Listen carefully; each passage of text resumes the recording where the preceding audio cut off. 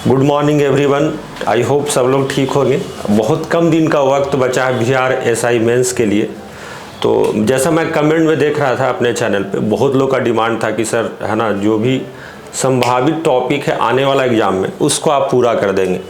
तो उसी को देखते हुए ये क्वेश्चन आपके लास्ट ईयर में आया था ना, तो मैं चाह रहा हूँ कि लास्ट ईयर में ठीक है ये क्वेश्चन आया था, लेकिन इससे रिलेटेड और भी क्वेश्चन बनने की संभावना है क्या। तो इसके सभी पहलुओं को मैं डिस्कस करूँगा और आप ज़्यादा से ज़्यादा चीज़ों को समझे है ना, और फिर क्वेश्चन आंसर भी मैं करवाऊंगा है ना। तो क्वेश्चन मैं लिख दिया हूँ पहले ही, 540 के गुणनखंड की संख्या कितनी थी, है ना, बिहार एसआई मेंस में आया हुआ है। ठीक है, तो देखिए इस क्वेश्चन का सॉल्यूशन तो हम बता सकते हैं डायरेक्टली, लेकिन मैं चाह रहा हूँ कि आपको थोड़ा सा बैकग्राउंड मिले जाओ है ना। अब क्या है कि किसी भी चीज़ का, किसी भी संख्या का गुणनखंड निकालना है तो गुणनखंड का मतलब क्या होता है। जैसे मान लिया, मान लेते हैं 12 एक संख्या है, तो 12 का अगर गुणनखंड निकाला जाए ना, 12 का कितना कितना गुणनखंड होता है। तो देखिए मैथ्स में दो तरीके का आप बोल सकते हैं इससे रिलेटेड चीज़ है, एक है गुणज और एक है क्या, गुणनखंड, है ना। तो मैं आपको थोड़ा सा बताता हूँ, गुणज और दूसरा क्या है, गुणनखंड। गुणनखंड, अब गुणज और गुणनखंड, क्या गुणज भी पूछा जा सकता है एग्जाम में, ऐसा भी तो हो सकता है। तो देखिए गुणनखंड नाम से ही पता चल रहा है खंड के बारे में, है ना। जिस तरीके से आप बोल सकते हैं झारखंड, है ना, भारत का बिहार का खंड है ना, उत्तराखंड यूपी का खंड हुआ, टुकड़ा हुआ, यानी कि गुणनखंड होगा छोटा संख्या होगा। क्या होगा, छोटा संख्या। क्लियर है, हाँ। गुणज जो होगा है ना, जस्ट इसके अपोजिट बड़ा संख्या। तो गुणनखंड, अगर 12 का गुणनखंड अगर पूछा जाए आपसे, सिंपल क्वेश्चन, एग्जाम में नहीं आएगा, सिर्फ समझाने के लिए बता रहा हूँ, है ना। तो 12 का गुणनखंड का मतलब ये है कि वो 12 या 12 से छोटी कौन कौन सी संख्या है जो 12 को विभाजित कर सकती है ना। तो 12 को काटने वाला जो संख्या होगा, 1 काट सकता है, 2 भी काट सकता है, 3 भी काट सकता है, 4 भी काट सकता है, 6 भी काट सकता है और 12 भी काट सकता है। तो सिंपली अगर छोटा संख्या 12 लिया गया तो इसका गुणनखंड हो जाएगा 1 2 3 4 5 6। लेकिन क्या सभी बड़ा नंबर देगा, है ना, जैसे 540 आपके एग्जाम में आया था, तो क्या सभी को ऐसे मैनुअली निकालना आसान बात है? तो नहीं, उतना हम लोग को पहाड़ा याद नहीं है। अगर काउंट भी करेंगे तो कोई ना कोई छूट ही जाएगा ना। तो इसके लिए तरीका ये होता है कि अगर 12 को इस तरीके से आप लिखें प्राइम फैक्टराइजेशन मेथड में, है ना। थोड़ा सा मैं पेन को मोटा कर लेता हूँ, है ना, ठीक। अगर प्राइम फैक्टराइजेशन मेथड में अगर 12 को मैं इस तरीके से लिखता हूँ, तो आप बचपन में पढ़े होंगे कि सबसे पहले ये 2 से कटेगा, है ना, और 2 छक्के 12, फिर 2 से काटेंगे, 2 तिया 6। इस तरीके से आपने देखा होगा कि 2 × 2 × 3 है। तो 12 को लिखा जा सकता है 2 के पावर 2 × 3 के पावर 1। कुछ नहीं है 3 के साथ, मतलब 3 एक ही है, तो पावर में कितना आ जाएगा, 1 आएगा। हमारा आंसर कितना निकला है, टोटल 6 निकला है। क्या ये फैक्टराइजेशन करने से 6 निकलेगा? तो इसका तरीका ये होता है, गुणनखंड की संख्या मान लेते हैं x है ना। तो ये जो पावर में जो दिख रहा है आपको, जो पावर में आपको दिख रहा है ना, पावर में क्या दिख रहा है, 2 के पावर 2 और ये 3 के पावर 1। ये पावर को क्या करना है, हम लोग को 1 बढ़ा देना है। क्या कर देना है, 1 बढ़ा देना। 2 में 1 बढ़ा तो कितना हो जाएगा, 3। पावर के बारे में बोल रहे हैं ना। 1 में 1 बढ़ाएंगे तो कितना, 2, तो 3 दूनी कितना आ गया, 6। यहां पर भी कितना गुणनखंड आया था, 1 2 3 4 5 6। यहां पर भी कितना आया, 6। यानी कि मैनुअली निकालने का ये तरीका है, और ट्रिक या जो भी आप बोल सकते हैं, या कंसेप्ट जो भी जिससे निकालने का तरीका ये है ना। और इसको जनरलाइज कर देते हैं अगले पेज में, है ना। यानी कि अगर लिखा रहे, अगर किसी भी संख्या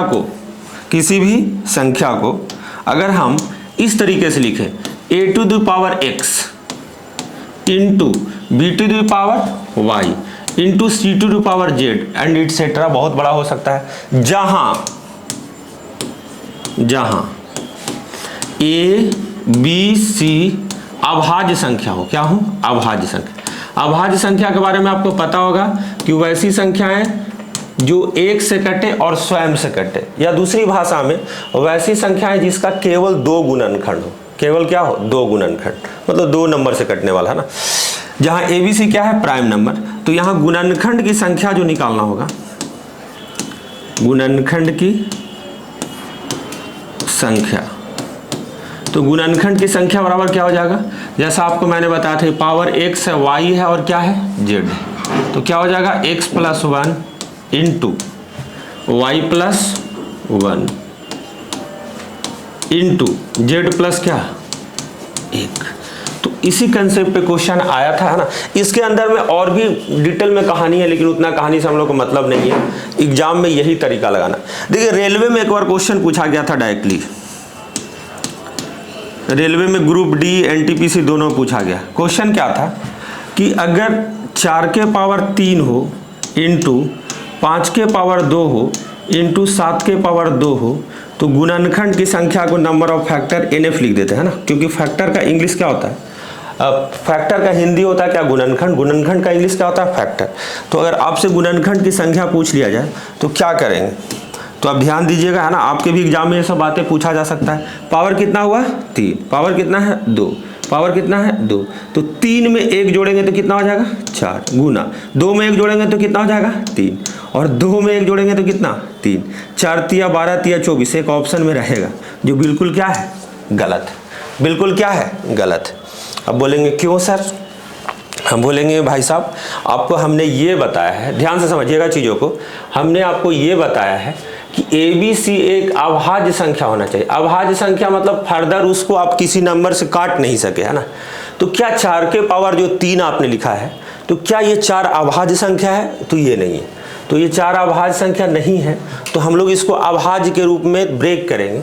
तो 4 को हम लिख सकते हैं 2 के पावर 2 और इसके पावर क्या हो गया 3, इसके पावर क्या हो गया था 3, यानी कि फाइनली इसको हम लिखे हैं ओवरऑल। तो इन चीज़ों को ऐसे लिख सकते हैं गुरुजी 2 के पावर ये 6 था, ऑलरेडी क्या था 2 के पावर 6 था, और ये 5 के पावर कितना था 2 था, और ये 7 के पावर कितना था 2 था।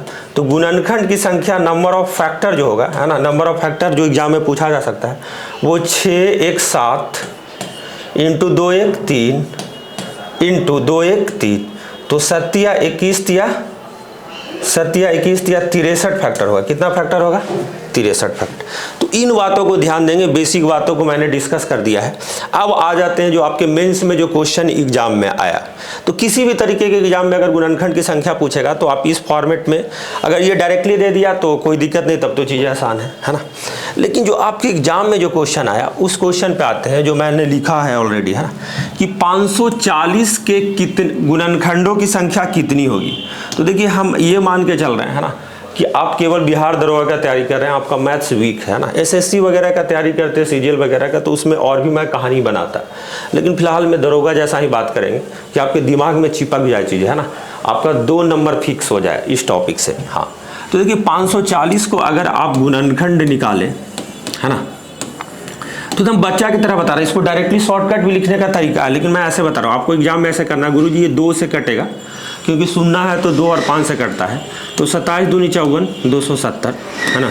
फिर 2 से काटेंगे तो 135, फिर ये 2 से नहीं कटने वाला, लास्ट में 5 है जी, है ना। तो या तो 3 से कटेगा या तो 5 से कटेगा। 3 से काटेंगे तो 45 टाइम में कट जाएगा, 45 तिया 135, फिर 3 से काटेंगे, है ना, तो 15 तिया 45, फिर 3 से काटेंगे तो 3 5 15। अब इसको हमने फर्दर अब नहीं तोड़ सकते इसके बाद, है ना, मतलब ये प्राइम तक आ गया, मैक्सिमम तक आ गया जी, है ना। ये सब जो नंबर कट रहा था ये सब प्राइम नंबर नहीं था, तभी तो फर्दर इसका गुणनखंड हो पा रहा था। इसके बाद किसी से भाग होने वाला नहीं। तो इसको हम लोग कितना लिखेंगे, 2 के पावर 2, 2 बार 2 आया है, 3 के पावर 3 3 बार आया है, और 5 के पावर 1। तो इसको बिल्कुल एकदम प्यार से एग्जाम में, आपके दरोगा के एग्जाम में समय की कोई कमी नहीं होगी मैथ्स के लिए। हमको पता है GS टक टक मारोगे आप लोग, तो आपके पास समय की कमी नहीं होगी, एक भी छूटना नहीं चाहिए, ध्यान ये रखिएगा। तो 2 के पावर कितना है 2 इंटू, है ना, ये 3 के पावर कितना है 3, 3 के पावर कितना है 3 इंटू 5 के पावर कितना है ये 1। अब हमने क्या बताया नंबर ऑफ गुणनखंड निकालने के लिए, नंबर ऑफ फैक्टर के लिए क्या बताया आपको, तो नंबर ऑफ फैक्टर गुणनखंड के लिए, गुणनखंड की संख्या के लिए बताया जी पावर 1 बढ़ाना है। सब में पावर क्या करना है 1 बढ़ाना है ना। तो 2 में 1 पावर बढ़ाएंगे तो कितना हो जाएगा 3, 3 में 1 पावर बढ़ाएंगे तो कितना हो जाएगा 4, और 1 पावर में 1 बढ़ाएंगे तो कितना हो जाएगा 2। तो 4 तिया 12 दूनी 24, 24 गुणनखंड इसका आंसर था। आप देख सकते हैं मेंस के पेपर में ये आया। आप ये बोलेंगे कि सर ये तो ठीक आया था और 1-2 क्वेश्चन प्रैक्टिस करवा दीजिए, हम बोलेंगे ठीक है। जब भी आप देखेंगे, है ना, तो थोड़ा पॉज करके आप इन चीज़ों को फिर बनाने की कोशिश करेंगे, है ना। तो मैं अपने मन से एग्जाम्पल ले लेता हूँ ना, मैं अपने मन से एग्जाम्पल ले लेता हूँ 420। अगर आपसे पूछ दें 420 के गुणनखंड की संख्या कितनी है, चलो इस बार मान लिया हम ये पूछ दिए 420 के गुणनखंड की संख्या कितनी है, संख्या कितनी है, अगर आपसे मैं ये पूछ दूं, है ना। तो देखिए तरीका तो बहुत आसान है इसमें और भी, कि डायरेक्टली इसको लिख देंगे। तो वो एसएससी सीजीएल के लिए होता है जहाँ पे टाइम की कमी होती है। आप दरोगा वाले हैं, एकदम आराम से ऐसे करेंगे, एकदम ऐसे लाइन बनाएंगे एकदम प्रेम से, है ना, इधर उधर घबराना नहीं। 2 से भाग देंगे तो 21 दूनी 42, 210। फिर 2 से भाग देंगे तो 105 × 2, 210। फिर 3 से भाग पड़ेगा, 200 तो पड़ेगा नहीं, 35 दिया 105। फिर 5 से भाग देंगे तो 5 सते 35, 5 सते 35। अगर आप इन चीज़ों को लिखे तो 2 कितना बार आया, 2 बार। 3 कितना बार आया, 1 बार। 5 कितना बार आया, 1 बार। 7 कितने बार आया, 1 बार। तो देखिए क्या लिखा आएगा, 2 के पावर 2 इंटू 3 के पावर 1 इंटू 5 के पावर 1 इंटू क्या 7 के पावर 1। ये अभी बस 420 को लिखने का तरीका है, बात को समझिएगा। अभी गुणनखंड नहीं निकाले। अब गुणनखंड कैसे होगा, तो अब बोलेंगे कि सर आपने बताया है, क्या बताया आपने, कि नंबर ऑफ फैक्टर गुणनखंड की संख्या एग्जाम में पूछेगा तो पावर क्या करना, 1 बढ़ाना है। तो 2 में 1 बढ़ा देंगे तो कितना, 3। 1 में 1 बढ़ा देंगे तो कितना, 2। फिर 1 में 1 बढ़ाएंगे तो कितना, 2। फिर 1 में 1 बढ़ाएंगे तो कितना, 2। और सब के बीच में गुना है गुरुजी, तो इसलिए गुना हो जाएगा, है ना। तो 3 दूनी 6 दूनी 12 दूनी 24। इसका कितना गुणनखंड है, 24। उम्मीद करते हैं कि एग्जाम में, है ना, किसी भी तरीके से आपसे पूछे। चलिए मैं दिखा देता हूँ। आप देखिए ये बता दिया आपको, है ना, और इसके बाद ये बताया, है ना। ये सब जो चीज़ें हैं इसको आप दिमाग में रखेंगे, इस फॉर्मेट को एग्जैक्ट याद रखेंगे कि पावर में 1 बढ़ा के अभाज्य संख्या होना चाहिए। रेलवे में एक बार धोखा दिया गया है ऐसे क्वेश्चन देके, है ना, बहुत लोगों ने गलती कर दिया। इस बात को भी ध्यान रखेंगे, एग्जामिनर यहाँ पर भी चेक कर सकता है। ये सोचेगा कि कहीं ऑनलाइन क्लास करके रट के तो नहीं आया है विद्यार्थी, तो उसको ऐसा इम्प्लाई चाहिए कि समझदारी हो, है ना, थाना में समझदारी पूर्वक काम करे, रटे नहीं, है ना। तो आपको इस बात को ध्यान रखना है ना। अच्छा अब ये बात आती है कि सर गुणनखंड से और भी क्वेश्चन बन सकता है क्या, ये तो प्रीवियस ईयर के पैटर्न में बताया, है ना। तो देखिए गुणनखंड में बहुत सारे प्रश्न बन सकते हैं, लेकिन 2 चीज़ों पे और आपका हम ध्यान आकर्षित करना चाहेंगे। पहला चीज, अगर एक तो होगा कि कुल गुणनखंड की संख्या जो मैंने आपको पढ़ा दिया है ना, कुल गुणनखंड। अब दूसरा बात आपसे पूछा जाता है सम गुणनखंडों की संख्या। अब बोलेंगे सर ये कहाँ फंसा रहे हैं, हम बोलेंगे कहीं फंसा नहीं रहे गोलू, आप सिर्फ देखें, आपको नहीं याद हो जाएगा ना तो आप जो बोलेंगे वो। और एक क्या होगा, विषम गुणनखंड की संख्या।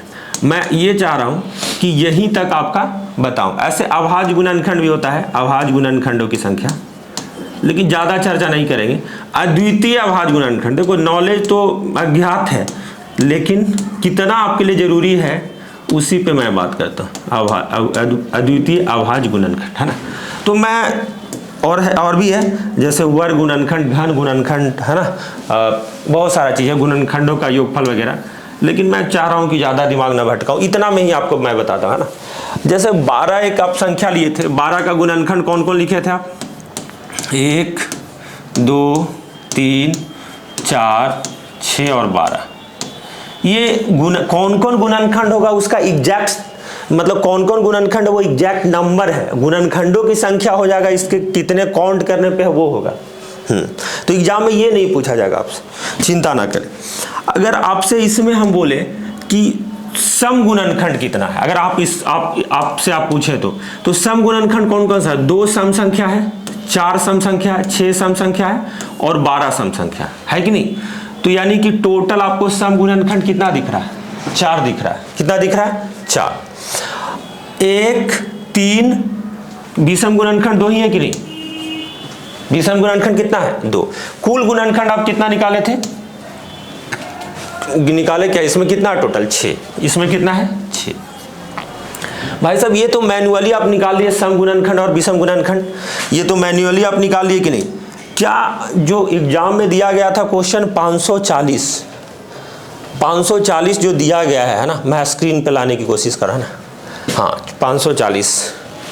अगर इस क्वेश्चन में आपसे पूछा जाता सम गुणनखंड की संख्या क्या है, अगर आपसे क्या पूछा जाता सम गुणनखंड, सम गुणनखंड कितना है और विषम गुणनखंड कितना है और कुल गुणनखंड तो आप बताए ही, आपको पता ही है कुल गुणनखंड हम कितना निकाले हैं बाबू, तो कुल गुणनखंड कितना निकाले हैं 24, कितना निकाले हैं 24 निकाले।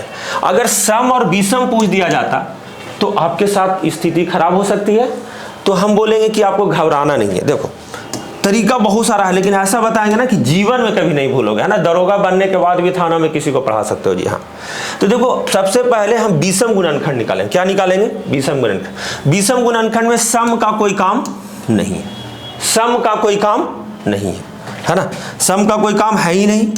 जो विषम गुणनखंड में सम को संख्या करो, क्योंकि दो एक सम संख्या भी है, एक क्या है सम संख्या भी है।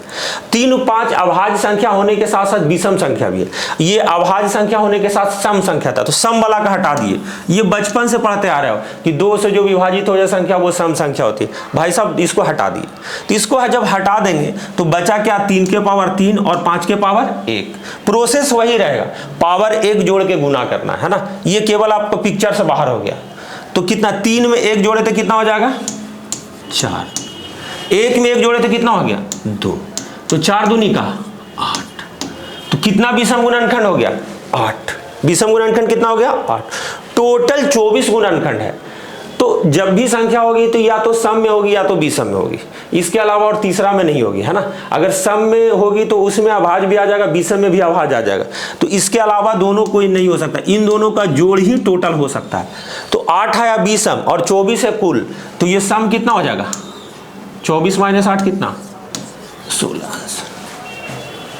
देखिए डायरेक्टली सम निकालने का तरीका है और तरीका है, सम भी डायरेक्टली निकालने का तरीका है, लेकिन मैं उन बातों में नहीं फंसाना चाह रहा हूं आपको। आपका सिर्फ एग्जाम में काम चल जाए, मेरा यही मोटिव है। बाकी आपको ज्ञानी बनना होगा मैथ्स में, है ना, तो फिर आगे का सफर हम लोग फिर से शुरू कर सकते हैं। अभी फिलहाल में आपके पास 20-22 दिन मौका है ना। तो पहले सम संख्या को उड़ा देंगे तो विषम संख्या बचेगा, उससे विषम गुणनखंड की संख्या निकल जाएगा, और कुल में से 8 घटा देंगे तो सम संख्या हो जाएगा। चलिए एक क्वेश्चन ये वाला जो किए थे इसमें भी देख लेते हैं। इसमें अगर आपसे पूछ दिया जाए कुल गुणनखंड 24 है जी, अगर आपसे पूछ दिया जाए इसमें कि सम गुणनखंड की संख्या कितनी है और विषम गुणनखंड की संख्या कितनी है, अगर ये आपसे पूछ दिया जाए सम गुणनखंड की संख्या कितनी है और विषम गुणनखंड, तो क्या बताएं सम संख्या को उड़ा देंगे। सम संख्या को क्या कर देंगे उड़ा देंगे। हम बोले भाई तेरा मेरा क्या रिश्ता, सीधे तेरा मेरा क्या रिश्ता।